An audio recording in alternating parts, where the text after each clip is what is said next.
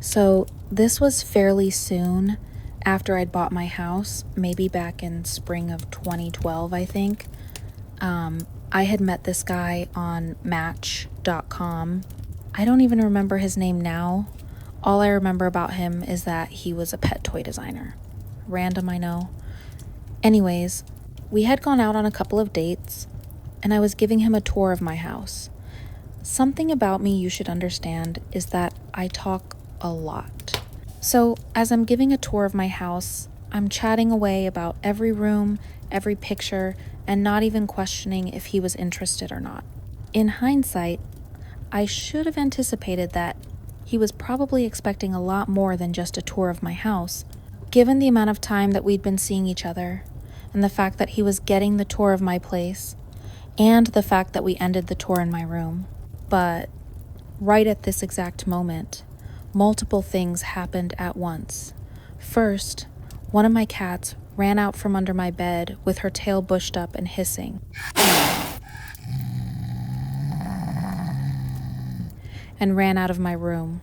At the same time, a massive gust of wind blew in through the open windows and blew a bunch of papers off of my dresser.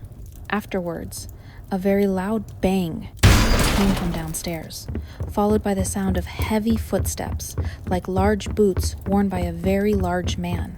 And it sounded as if they were running up the stairs in my house, making their way around the landing, and stopping at my bedroom door, which was open. But nobody was there. At this point, the guy jumps up off my bed and is looking around like, what the hell is going on? And to be honest, I felt just as confused. He yelled something about me having some kind of bad energy and booked it out of my house. I never saw him or even heard from him again. I still have no idea what the hell any of that was, but big thanks to my house ghost for being a real one. So this happened fairly recently, just back in December. I had went on a long road trip with my wife and kids to my hometown. Now in the winter season, there's heavy fog on the highways, so they close them around 12 a.m. And we were promptly pulled off the highway, along with a lot of other traffic, and diverted to the nearest exit. Long story short, I made that first eye-rolling mistake and thought it would be a good idea to travel through pea-soup thick fog on backcountry roads that I had never traveled about, relying solely on Google Maps, while I had 3 kids in my car. It was one of the dumbest decisions I could have made. Things started to get weird as we're driving like 5 miles per hour through dense fog, not a soul in sight, and I'm literally watching Google Maps to turn left or right. The fog keeps going in and out, and I could have sworn in some places it felt like it was alive. It seemed like it would blanket our car and then swallow us whole. So after driving for an hour or so, we came across this road and it's pitch black on both sides. The fog starts to drift overhead, and I noticed about 4 to 5 trees on each side of the road suddenly appearing, white as ash.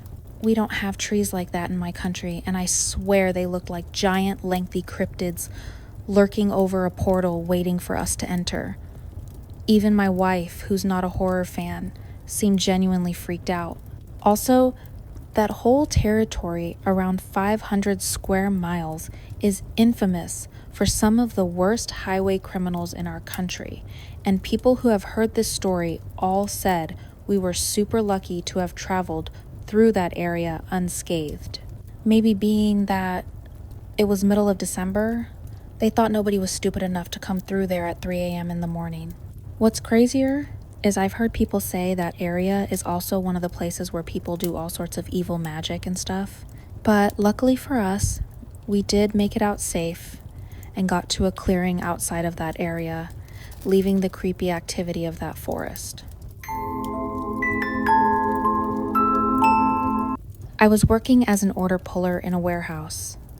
I had been there about a month at that point, and I had gone to use the restroom.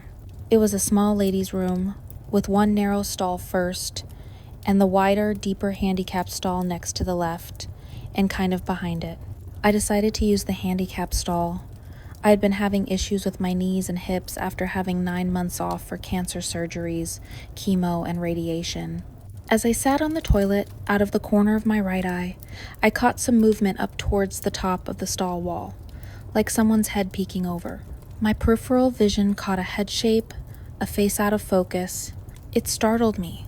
For a split second, I thought it was a close friend and coworker playing a silly prank. As my head jerked upward, I saw no one was there. I said my friend's name aloud and asked anyone there. No answer, no sound at all.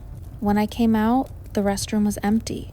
It happened again sometime later on a different day.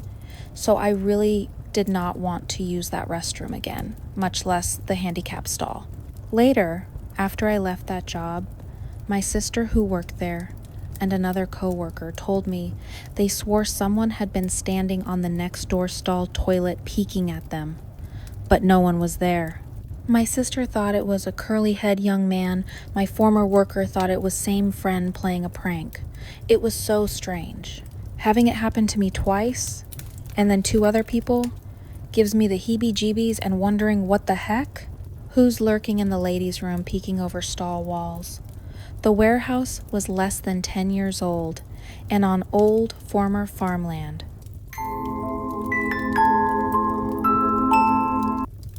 In my early 20s, I used to go for a run after work. I'd head out around 11 p.m. and jog around the city. It was a small college town, so seeing young people out at night wasn't uncommon, and I felt safe. The more I ran, the stronger I got, and the later I'd stay out, extending the runs further and further. One night, I was jogging at the outskirts of town, and at that point, the time was already 1:30 a.m. The latest I'd been out so far.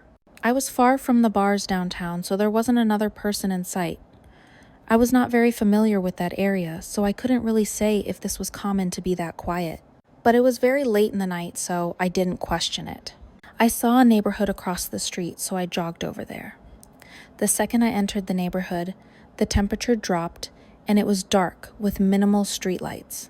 It was dead quiet. No traffic noise. No animal noise. I was tired, so I began walking. I felt like someone was watching me, but I looked around at the houses, garages, doorways, cars, and saw no one. I tried to convince myself that I had no reason to be afraid, other than that dreadful feeling of being watched. But that feeling that there was something sinister here just intensified, and the hair on my neck and arms went up. Even though I was tired, I found the energy to bolt from this neighborhood towards the main road. It felt like I was being chased. I felt relieved once I was back on the main well-lit road, and I felt even better once I was downtown again among the college kids leaving the bars, and I kept jogging until I was home. I did not ever try to jog in that neighborhood again, and I did not ever run in the outskirts of town again, and always kept my runs closer to home from then on. I worked security at a cemetery for a little while, so of course I have a story. This happened when I first started my job there. I had to make hourly patrols after closing, and one path I had to take was by this old chapel that wasn't used anymore. It was behind the old abandoned crematorium and very dark in that area at night.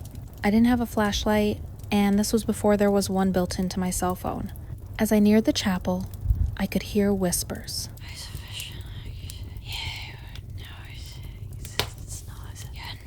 These were the type of whispers you hear when people are trying to say something secret, like you would during a funeral or visitation.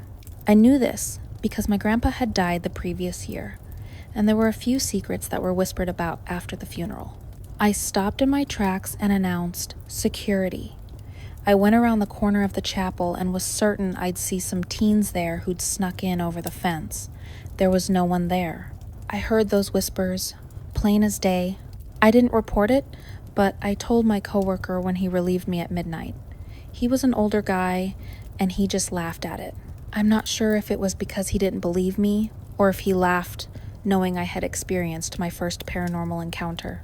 It wasn't much longer before I realized which reason it was for. Let's just say this isn't the only story I have from that job.